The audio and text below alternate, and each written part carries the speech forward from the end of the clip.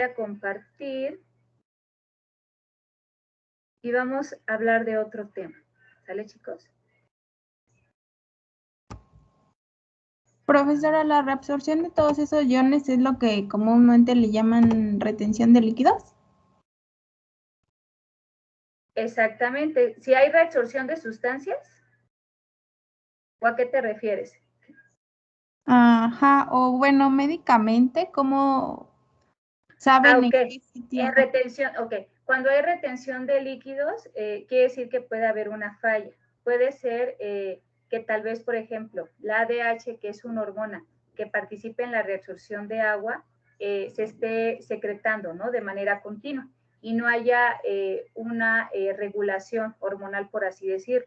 Entonces, cuando se reabsorbe mucha agua, por así decirlo, demasiada, se retienen líquidos de cierta manera. Entonces, cuando hay retención de líquidos, esos líquidos no se pueden excretar por la orina. Entonces, comúnmente lo que se prescribe en la terapia para poder, de cierta manera, eliminar esa cantidad de líquido que comúnmente se ve en las personas, porque algunas personas ese líquido va aumentando ya sea en el estómago, principalmente, se ve que ya empiezan a tornarse más como panzoncitos.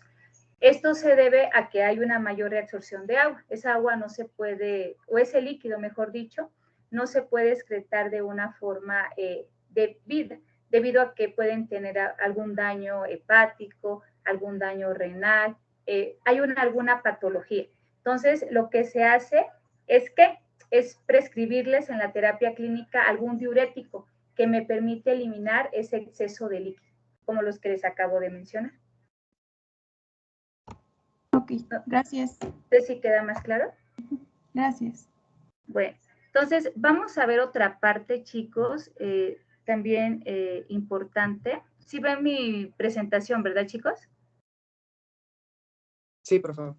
Bueno, sí. Únicamente para recalcarles aquí, recuerden los 3 procesos básicos de la nefrona, ¿no? La filtración se lleva a cabo, ¿dónde, chicos? A nivel del corpúsculo renal, ¿sale? Y aquí únicamente lo que les muestra que de este índice de filtración glomerular, obviamente, las sustancias filtradas, pues son estas, ¿no? Ya sabemos que lo que se filtra, pues es agua y todos los solutos presentes en la sangre, excepto serían, lo que no se filtraría son las células y proteínas. Si esto llegase a suceder, quiere decir que este proceso renal de la nefrona, pues no se está llevando a cabo de manera eficiente, y esto puede traer en el paciente, pues un daño renal, ¿sale? Si se filtran ya sea células sanguíneas o proteínas. Entonces, únicamente recuerden eso, la filtración es a nivel del corpúsculo renal, mientras que la reabsorción y la secreción se lleva a cabo a nivel de todo el túbulo renal, ¿no? Túbulo proximal, asa de enlace descendente, túbulo distal y conducto colector. Y aquí únicamente, a grandes rasgos, para que ustedes vean, son todas las sustancias que se reabsorben y se secretan en cada uno de los segmentos del túbulo renal de una nefrona. Por ejemplo, aquí en el túbulo proximal vemos que se reabsorbe agua el 65%, el sodio el 65%, etc. Y si se dan ustedes cuenta, les dan los porcentajes y les dan, por ejemplo, el tipo de proceso por el cual se lleva a cabo esta reabsorción, que puede ser una difusión pasiva, como la ósmosis, puede ser un transporte activo, como el transporte activo primario, el transporte activo secundario, etcétera, ¿no? Entonces, es lo que ya vimos, pero de una manera más resumida. Si ustedes se dan cuenta, pues no analizamos, ¿no? De forma general específica cada una de estas, pero sí vimos la mayoría. Vimos, por ejemplo, la reabsorción de agua, de sodio, de estos iones, de glucosa. Obviamente de aminoácidos no lo vimos con detalle, pero también se lleva a cabo, al igual que la glucosa, por el empleo de desimportadores, ¿no? O difusión facilitada, ¿sale? De cloruro, de ion bicarbonato, etc. Entonces, con que esto haya quedado claro, chicos, pues es importante, ¿no? Que les quede claro esta parte. Ahora bien, por otro lado, ahora vamos a ver cuáles son los mecanismos por los cuales se puede llevar a cabo la producción de orina, ya sea diluida o orina concentrada. Algo que nosotros, chicos, tenemos que saber es que los riñones van a producir un gran volumen de orina diluida, ¿sale? Cuando la ingesta de líquido que nosotros consumimos, pues es alta. Y un pequeño volumen de orina concentrada cuando la ingesta de líquidos es baja, ¿sale? Una hormona que está controlando esto, pues es la ADH, hormona antidiurética. La ADH, chicos, la vamos a ver con mayor detalle ahorita si nos da tiempo en la clase, va a controlar si se forma ya sea orina diluida o orina concentrada. Y se dice que en ausencia de ADH, la orina es muy, ¿qué? Es muy diluida. Recuerden que la ADH, su función importante es reabsorber, ¿no? Reabsorber agua. Pero si no hay presencia de ADH, pues esa agua se estaría excretando, ¿no? Dando lugar a una orina muy diluida.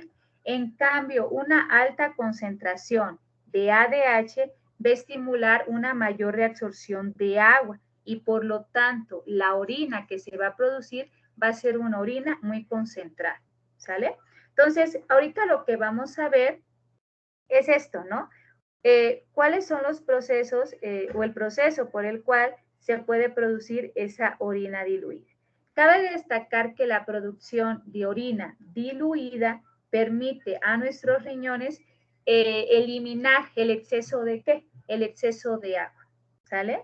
Entonces, algo muy importante que nosotros tenemos que saber, chicos, es que el filtrado glomerular, es decir, el plasma que entra al glomérulo y es filtrado, va a tener la misma proporción de agua y partículas de soluto que la sangre.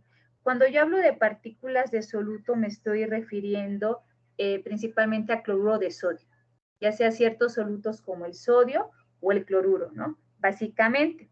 Entonces, comúnmente se dice que la osmolaridad de filtrado glomerular es muy similar, en este caso, a la osmolaridad que hay en sangre o en plasma, que comúnmente es alrededor de 300 miliosmoles por litro.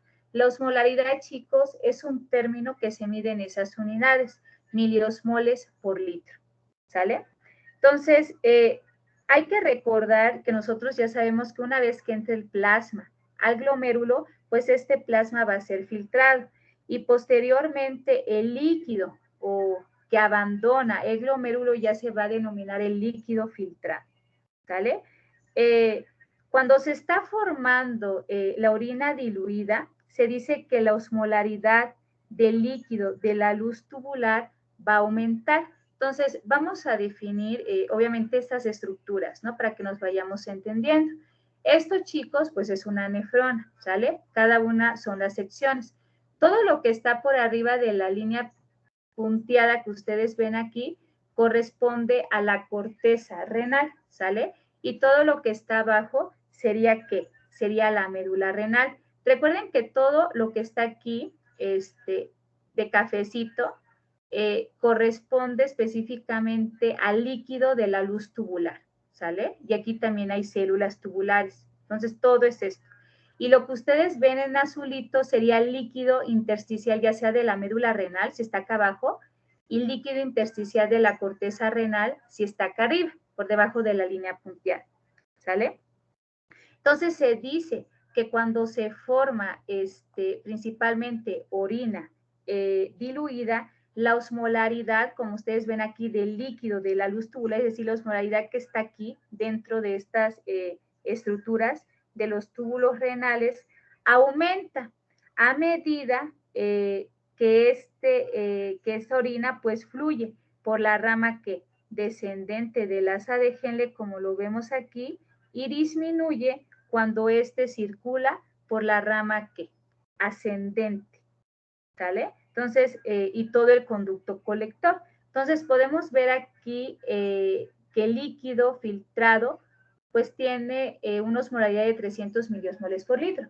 Conforme pasa o baja por la rama descendente del asa de Henle, podemos ver cómo esta osmolaridad, chicos, va aumentando, ¿no?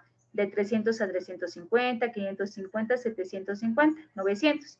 Y posteriormente, cuando pasa o hace o gira aquí en forma de la horquilla, sube por la rama que ascendente del asa de Henle.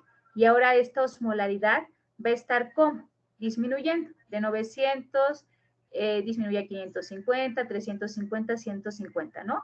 Hasta que atraviesa todo el conducto colector y la osmolaridad, en este caso de la orina diluida, estaría oscilando alrededor de 65 miliosmoles por litro, que es un valor mucho menor al del plasma sanguíneo, ¿no? O del líquido filtrado, que sería alrededor de 300 miliosmoles por litro, ¿sale? Entonces, se dice, chicos, que estos cambios de osmolaridad se debe, obviamente, a las condiciones que propician, en este caso, el recorrido del líquido filtrado a través de los segmentos, ¿no? Entonces, algo muy importante que tenemos que saber, que como nosotros sabemos que la osmolaridad, en este caso, del líquido intersticial de la médula renal se torna progresivamente mayor, pues se va a reabsorber cada vez más agua por ósmosis, a medida, obviamente, que el líquido tubular, que sería fluye a lo largo de la rama que descendente del asa de Henle hacia el extremo de esa asa. Como consecuencia, pues el líquido que permanece en la luz de esta región, pues se va a tornar más concentrado. Algo que también hay que recordar, chicos, es que las células que revisten a esta rama ascendente, que es la que yo les estoy aquí señalando con mi cursor, gruesa del asa de Henle, tiene importadores. Esos importadores se encargan de reabsorber en forma activa ciertos solutos, como son el sodio, el potasio y el cloruro. Quiere decir que si se reabsorben es que tanto el sodio, el potasio y el cloruro van a salir de ¿qué? De aquí, de la luz tubular, ¿hacia dónde van a migrar? Hacia el líquido intersticial de la médula renal por un proceso de reabsorción, ¿sale? Obviamente, pues algunos van a difundir también a los vasos rectos. Si bien estos solutos se reabsorben en la rama ascendente gruesa, quiere decir que salen de aquí hacia afuera, hacia el líquido intersticial de la médula renal, pues la permeabilidad al agua en esta porción de la nefrona, como ya habíamos nosotros estudiado, va a ser muy baja, ¿sale? De manera que el agua pues no va a poder seguir a estos solutos por ósmosis. ¿Qué quiere decir? Que no se va a poder llevar a cabo en esta rama del asa de Henle, que es la ascendente, la que sube, la reabsorción de agua, debido a que esta región es muy poco permeable al agua, ¿sale? Pero como los solutos abandonan, en este caso, el líquido de la luz tubular, que sería de aquí del café, y se van a lo azulito, que sería el líquido intersticial de la médula renal, en este caso la osmolaridad del líquido tubular, la que está aquí, va, ¿qué, chicos? Va a descender. ¿Por qué? Porque se va a estar reabsorbiendo estos solutos, que sería el sodio, el potasio y el cloruro. Y por lo tanto, la osmolaridad va a disminuir alrededor de 150 miliosmoles por litro. El líquido que ingresa, obviamente, en la primera porción del túbulo distal, va a estar más diluido con respecto al plasma. En este caso, recuerden que el plasma va a tener una osmolaridad de 300 miliosmoles por litro, ¿sale? Mientras este líquido, chicos, sigue fluyendo a lo largo de todo el túbulo distal, la primera porción, se siguen reabsorbiendo más solutos, se sigue sacando de cierta manera de la luz tubular al líquido intersticial de la médula renal, sodio, cloruro y potasio. Pero obviamente muy pocas moléculas de agua, o sea, no hay casi reabsorción de agua. Entonces, por lo tanto, se dice que las células de la primera porción del túbulo distal no son muy permeables al agua, ¿sale? Entonces, debido a esto, pues obviamente no se puede llevar a cabo mucha reabsorción de agua. Y por último, en esta parte, las células principales que van a estar a nivel de la última porción del túbulo distal y todo el conducto colector son células principales, chicos, que son muy impermeables al agua, siempre y cuando la concentración de ADH sea ¿qué? sea muy baja. Entonces, como en estas regiones se reabsorben, se siguen reabsorbiendo solutos adicionales, pero muy pocas moléculas de agua. Entonces, ¿qué es lo que va a pasar aquí? El líquido tubular se va a tornar cada vez que más diluido, a medida pues que fluye por todo el conducto colector. En este momento la concentración, obviamente, que drena de este líquido tubular, recuerden que una vez que drena, que sale de la última porción del conducto colector, se dirige al cáliz menor, se dirige al cáliz mayor y posteriormente a la pelvis renal. Entonces, a ese nivel la concentración de esa orina va a oscilar alrededor de 65 miliosmoles por litro. Esto está representando una dilución aproximadamente 4 veces mayor respecto a la osmolaridad del plasma, ¿no? Y del filtrado glomerular, que sería de 300 miliosmoles por litro. Entonces, la formación de orina diluida, chicos, es gracias a la intervención pues de esa hormona, ¿no? Que es la ADH. Y también, obviamente, a que las ramas del asa de Henle, algunas son más permeables al agua, poco permeables a los solutos, ¿no? Lo cual de cierta manera nos está permitiendo, por un lado, aumentar en la primera sección de la rama descendente del asa de Henle la osmolaridad. Pero si ustedes se dan cuenta, esa osmolaridad, conforme va fluyendo ese líquido tubular a través de la rama ascendente, se va tornando más baja, ¿sale? Entonces, en conclusión, cuando la concentración de ADH es baja, la orina va a estar diluida y obviamente la osmolaridad de esta orina va a ser inferior a la osmolaridad de la sangre, es decir, pues mucho menor que 300 miliosmoles por litro, ¿sale? Entonces, ¿queda claro, chicos, el proceso?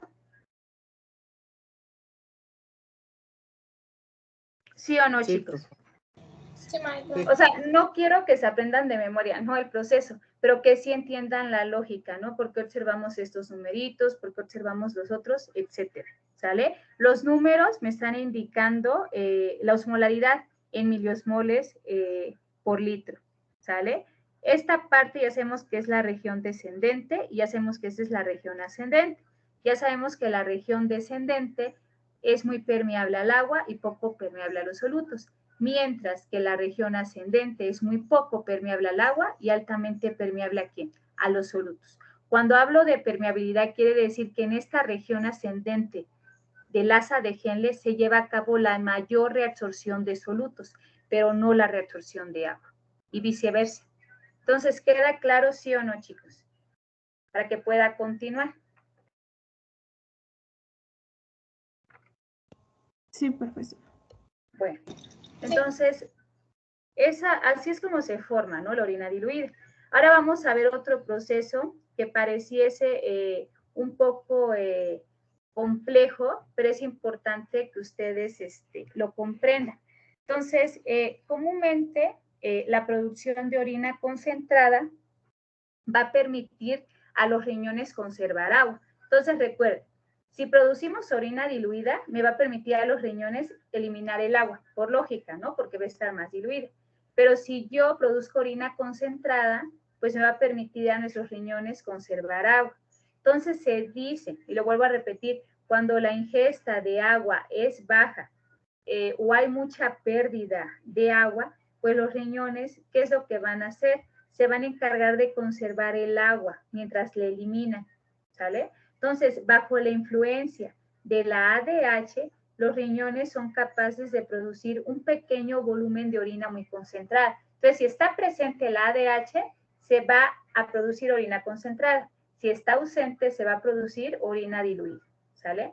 La orina, esta orina, chicos, orina concentrada, puede tener una concentración hasta 4 veces mayor a la del plasma. O sea, de 300, que es el valor normal, se puede elevar hasta 1200 miliosmoles por litro, ¿vale? Entonces, eso es muy importante para comprenderlo. La capacidad que tiene la hormona antidiurética de causar excreción urinaria o excreción de orina concentrada va a depender de la presencia de un gradiente osmótico. ¿De qué? De solutos en el líquido intersticial de la médula renal, ¿sale? Entonces, bueno, vamos a ubicarnos en esta imagen para que no se me vayan a enredar. Todo esto, ¿qué, chicos? Es la nefrona, ¿sale? Ustedes ya la conocen, son las secciones. Todo lo que ustedes ven arriba de las líneas punteadas, lo vuelvo a decir, se refiere al líquido intersticial, lo que está en azulito, de la corteza renal. Y todo lo que está abajo, que es un poquito más azulito, se refiere al líquido intersticial, pero ahora ¿de quién? De la médula renal, ¿sale? Vemos también aquí a un vaso recto, que es un tipo de vaso sanguíneo. Entonces, aquí lo que vemos es el gradiente osmótico que yo les estaba comentando. Entonces, lo que podemos nosotros observar en esta figura es un mecanismo de concentración de la orina que principalmente se lleva a cabo o la llevan a cabo las nefronas yuxtamedulares de asa larga. Recordarán ustedes que al inicio de la clase de renal vimos que hay dos tipos de nefronas, las nefronas corticales y las nefronas ¿de qué tipo, chicos?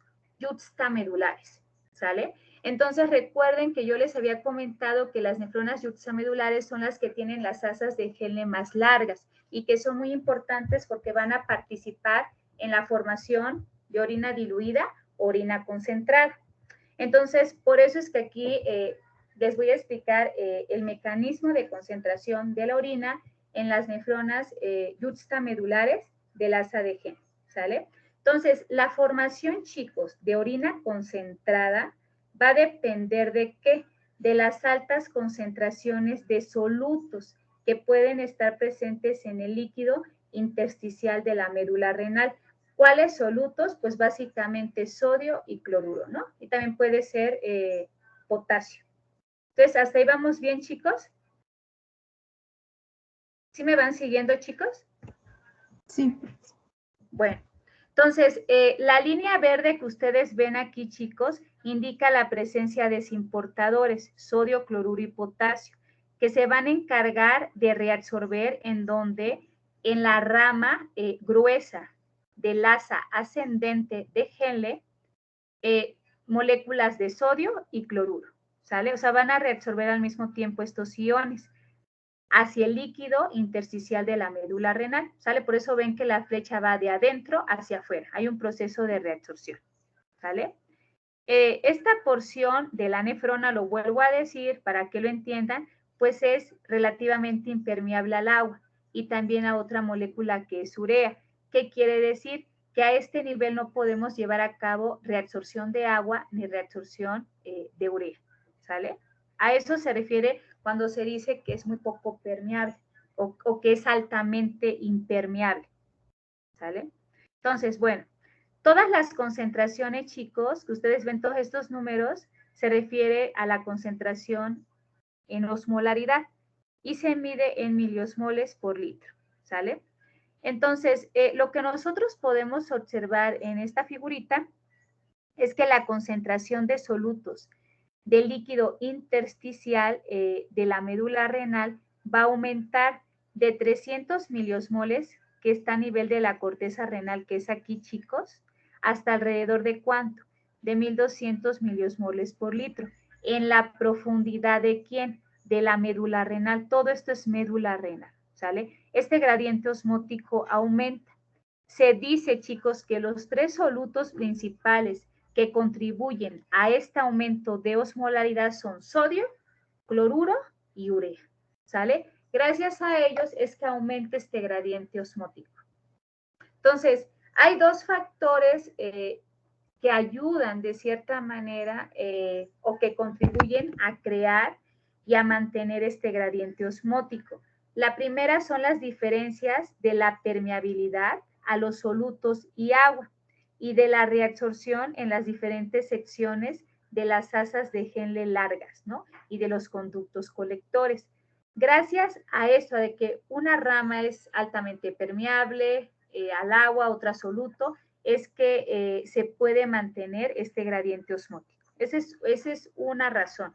La otra razón se refiere a un flujo que nosotros denominamos flujo de contracorriente de líquido por todas estas estructuras del túbulo renal, ¿sale?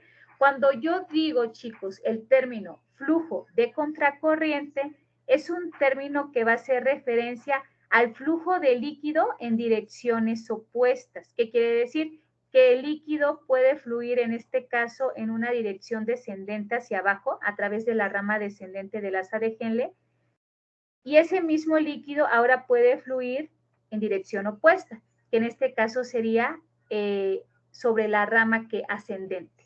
A eso se le conoce como flujo de contracorriente, al flujo de líquido en direcciones opuestas, es decir, uno hacia abajo y el otro hacia arriba, ¿sale? Entonces, esto sucede cuando el líquido que fluye por todo este tubo, pues corre opuesto del líquido que fluye por un tubo paralelo cercano. Entonces, si ustedes se dan cuenta, esto, imagínense que es un tubo, ¿sale? Pero ya sabemos que es la rama descendente del asa de Henle. Y este es el otro tubito, pero sabemos que es la rama ascendente. Entonces, realmente a lo que nosotros llamamos contracorriente es eso, al flujo de líquido tubular por las ramas que descendente y ascendente del asa de Henle, ¿sale? Entonces, eso es para que ustedes lo vayan comprendiendo, para que no se me vayan a hacer bolas cuando yo les diga, cuando les explico ahorita la multiplicación contracorriente, ¿no? A eso se refiere el flujo de contracorriente, ¿sale? El líquido que fluye por un tubo, pues va a correr en contra o opuestamente al líquido que fluye por otro tubo paralelo cercano, ¿vale? Entonces, ¿eso sí lo entienden, chicos? Chicos, ¿sí o no? Sí, profe. Okay. Sí, eso es muy importante para comprender este mecanismo contracorriente. Entonces, básicamente, chicos, en los riñones existen dos tipos de mecanismo de contracorriente. Uno es la multiplicación contracorriente y el otro es el intercambio contracorriente, que lo vamos a ver explicado principalmente aquí, a nivel de los vasos rectos. Entonces, les voy a explicar detalladamente la multiplicación contracorriente. Quiero que vayan siguiendo cada cosa que les voy explicando, porque a algunos de ellos les cuesta mucho trabajo entender este tipo de mecanismo, ¿sale? Entonces, la multiplicación contracorriente, chicos, es un proceso por el cual pues se va a generar un gradiente que osmótico, progresivamente creciente, quiere decir que va aumentando en el líquido que intersticial de la médula renal, todo esto, ¿sale? Como resultado, pues, del flujo de contracorriente, ¿no? Es decir, el flujo de un líquido en una dirección opuesta, ¿no? Es decir, primero baja y luego sube, ¿sale? Por así decirlo. La multiplicación de contracorriente, chicos, va a involucrar a las asas Henle largas de las nefronas yuxtamedulares. Nosotros lo que podemos observar en esta figura, principalmente, que la rama descendente del asa de Henle, esta que yo estoy aquí con mi cursor, va a transportar líquido tubular. ¿Desde dónde? Desde la corteza renal, que es aquí, ¿sale? Todo este líquido que viene desde aquí, desde la corteza renal, hasta las regiones profundas de ¿qué? De la médula renal, ¿sale?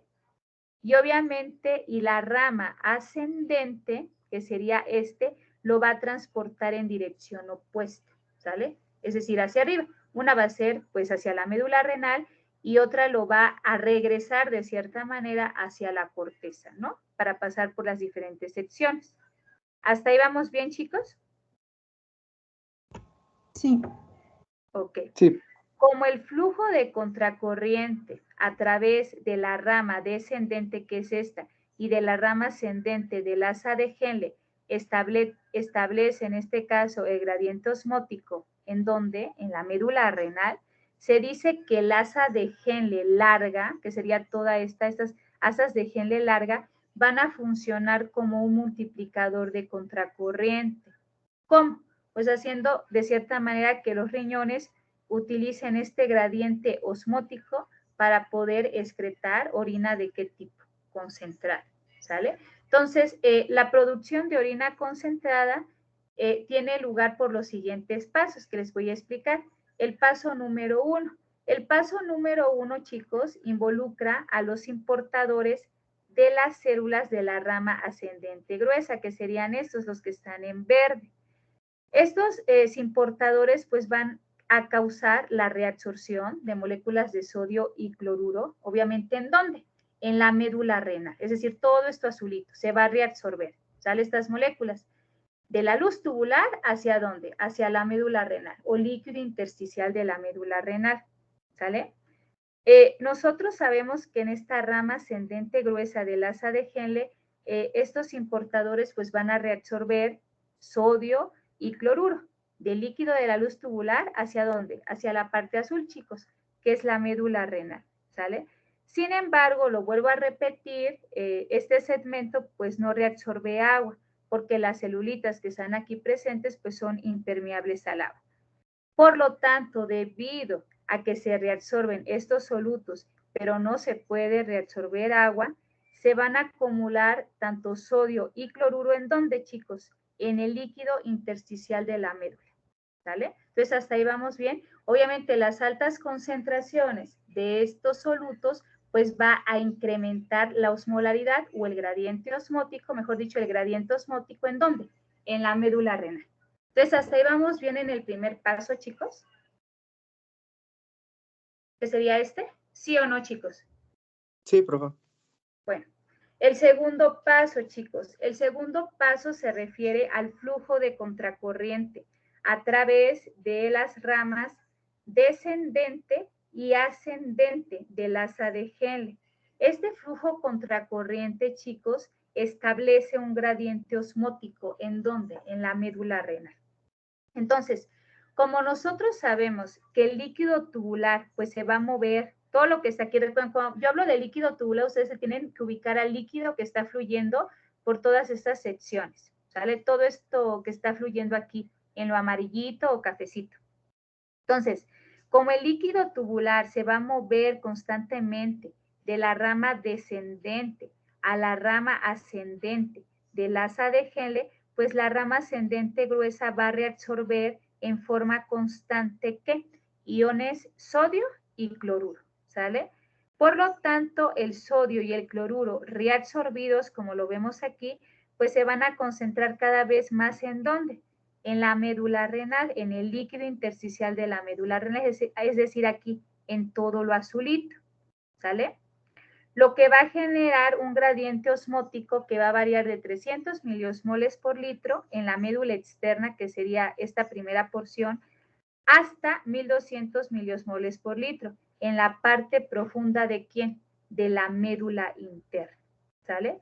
La rama descendente del asa de Henle, nosotros sabemos que es esta, es muy permeable al agua. ¿Qué quiere decir? Que a este nivel sí se puede llevar a cabo la mayor reabsorción de agua, pero es impermeable ¿a quién, chicos? A los solutos, ¿no? ¿Qué quiere decir?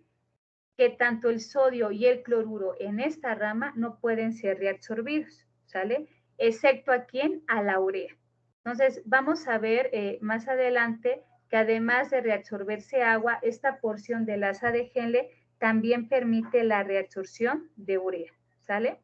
Como la osmolaridad, chicos, del líquido intersticial fuera de la rama descendente, es decir, aquí es más alta ahora que la del líquido tubular aquí en el interior, el agua pues ahora va a salir por un proceso que sería en este caso ósmosis, ¿sale? De la rama descendente. ¿Qué quiere decir? Recuerden que comúnmente la reabsorción de agua se lleva a cabo por un transporte pasivo.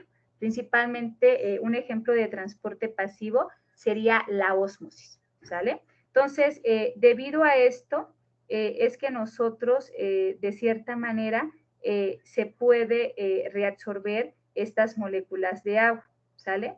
Esto obviamente, esta salida de agua por ósmosis de la rama descendente determina un aumento ¿de qué?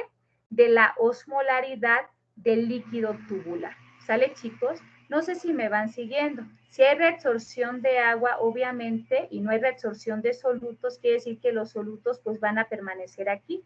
Por eso es que nosotros vemos que a nivel de esta rama descendente del asa de Henle, ¿cómo se tornan los valores de osmolaridad, chicos? ¿Cómo se tornan? ¿Aumentan o disminuyen? ¿Cómo ven, chicos? 300, 380, 580, 780, 900. Exactamente. ¿Por qué aumentan, chicos? Debido a que hay una mayor reabsorción de agua, sale agua, pero lo que no sale, ¿qué es? Solutos. Los solutos siguen permaneciendo aquí. ¿Por qué? Porque esta rama del asa de Henle es muy poco permeable a los solutos. ¿Qué quiere decir? Que aquí no se lleva a cabo la reabsorción de solutos. ¿Queda claro por qué el aumento, chicos? ¿Sí o no, chicos? Sí, profe. Ok. Entonces, a medida, chicos, que el líquido pasa por la rama descendente, pues su osmolaridad va a aumentar mucho más, ¿sale? Hasta 1200 miliosporles por litro. Como ya sabemos nosotros, pues la rama ascendente del asa de Henle es muy poco impermeable al agua, pero sus importadores, que serían estos, el sodio, el potasio y el cloruro, pues se van a encargar de reabsorber estos solutos. ¿Hacia dónde? Hacia el líquido, ¿no? Intersticial de la médula renal. Entonces, si salen estos solutos, obviamente, pues, ¿qué es lo que va a pasar aquí? ¿Cómo se tornaría la osmolaridad de este líquido, chicos? Si recuerden que la osmolaridad de cierta manera está determinada por la presencia de estos solutos, ya sea sodio y cloruro, ¿cómo se torna esa osmolaridad, muchachos? A lo largo de la rama ascendente, la que sube, es esta. ¿Cómo la ven? De 600 va a 400, 200, 100. ¿Cómo se torna? Exactamente, ¿por qué se torna menor? Ya lo dije, ¿por qué se torna menor, chicos?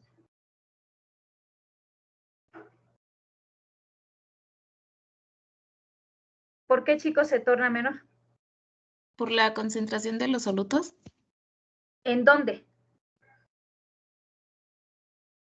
¿Qué pasa con esos solutos?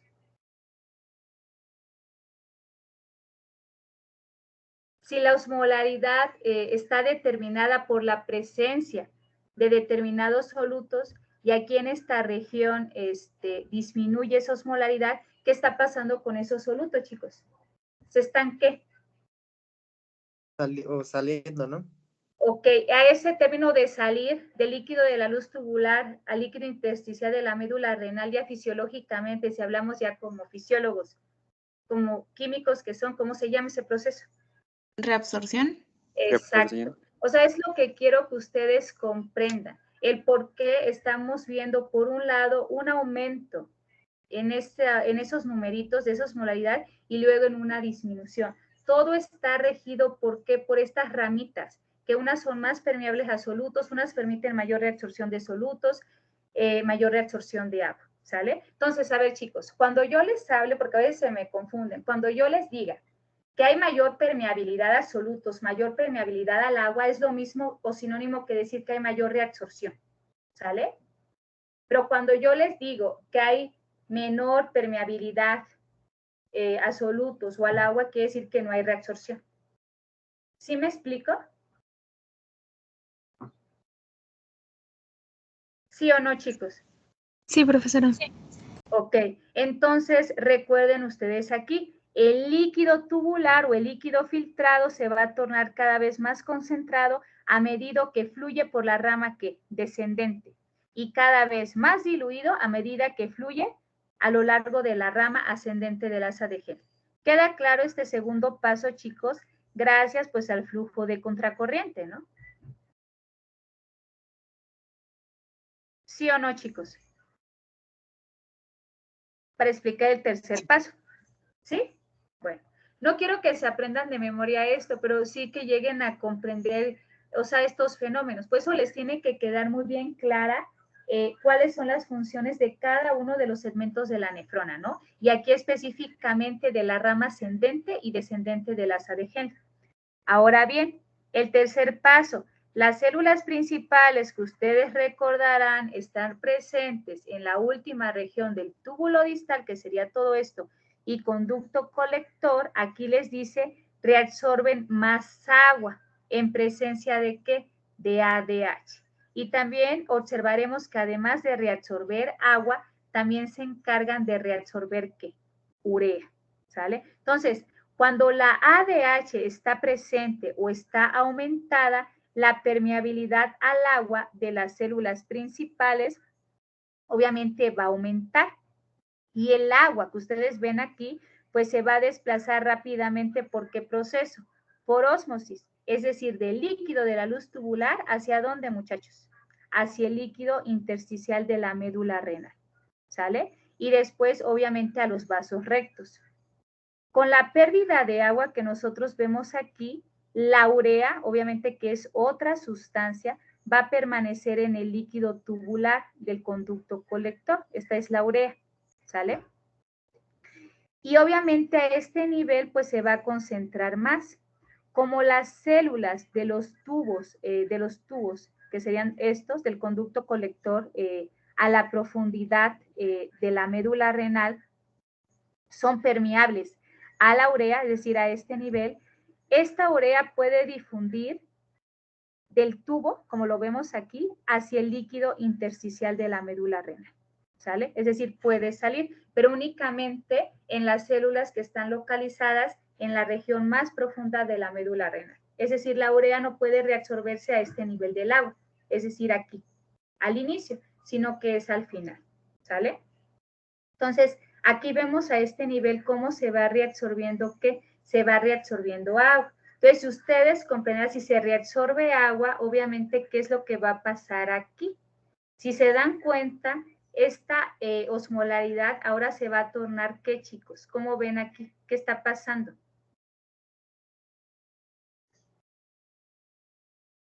¿Qué ven? A diferencia de lo que explicamos aquí en las dos ramas. De 300, ¿qué está pasando ahora en todo el conducto colector, que es este? ¿Va aumentando? Exactamente, va aumentando. ¿Por qué? Porque se está llevando a cabo a nivel de las células de los conductos colectores que están aquí presentes una mayor reabsorción de ¿qué? De agua, ¿sale? Y también de urea. ¿Qué quiere decir? Que a este nivel no se están reabsorbiendo ¿quiénes? ¿Quiénes no se estarían reabsorbiendo para propiciar obviamente el aumento de esta osmolaridad? ¿Solutos? Exactamente, los solutos, chicos. ¿Sale? Entonces, ese es el tercer pasito. Y el último paso se refiere al reciclado de la urea, ¿sale? El reciclado. Ahorita, a ver, ¿a qué le suena el reciclado? Quiere decir que la urea se va a reabsorber, pero esa urea que se reabsorbe se vuelve a reciclar. ¿Qué quiere decir? Que alguien más la toma, ¿sale? Entonces, aquí este paso se refiere al reciclado de la urea que va a causar acumulación de urea.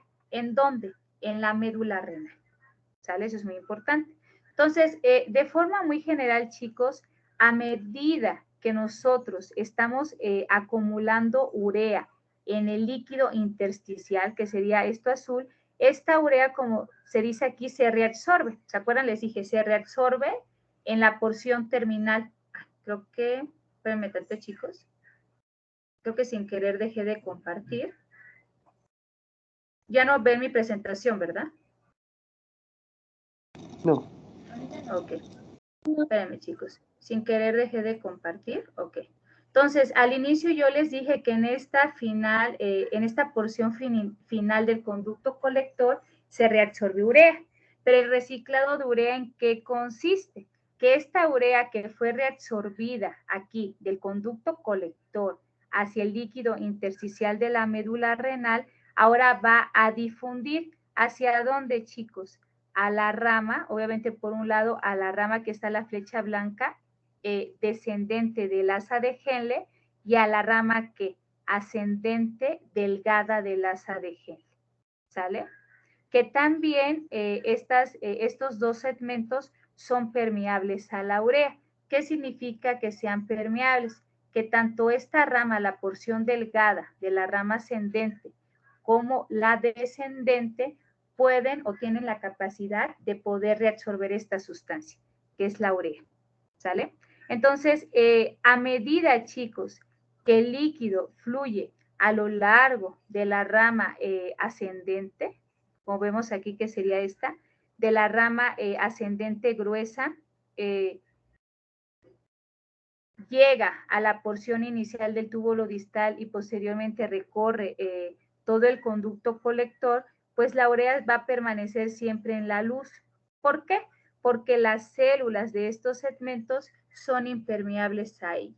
¿Qué quiere decir? Que únicamente estas dos, la asa de Henle, la rama ascendente y descendente, son permeables a la urea, permiten reabsorción de urea. Sin embargo, la urea va a estar presente ¿en dónde? En el túbulo distal, todo el túbulo distal y todo el conducto colector, para al final, casi del conducto colector, ser nuevamente, ¿qué, chicos? Reabsorbida, ¿sale? Y reciclada, ¿por quién? Por las dos ramas del asa de Henle, la descendente y la ascendente. ¿Hasta ahí vamos bien, chicos? Sí. Bueno, entonces, ya para finalizar, a medida que este líquido tubular fluye a lo largo de todo el conducto colector, nosotros observamos que la reabsorción de agua continúa. ¿Ya vieron? ¿Por qué proceso? Por ósmosis. Siempre y cuando esté presente, ¿quién? La hormona ADH, hormona antidiurética. Esta reabsorción, chicos, de agua va a aumentar aún más la concentración de ¿qué? La concentración de urea aquí, en el líquido tubular. Y por lo tanto, al haber más concentración de urea, pues más urea se va a reabsorber del líquido de la luz tubular ¿hacia dónde?